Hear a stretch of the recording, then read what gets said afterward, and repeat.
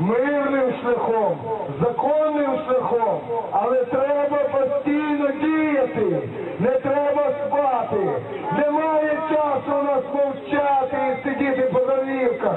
Треба бути тут кожен день під радою, кожен день під адміністрацією президента. Кожен день треба працювати над тим, щоб ці зміни відбулись нарешті.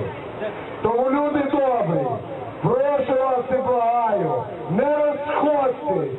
Розумійте, що це в нас шанс, а таких шансів у нас і багато. Не кожен день ми збираємось. Дякую вам всім. Дякую!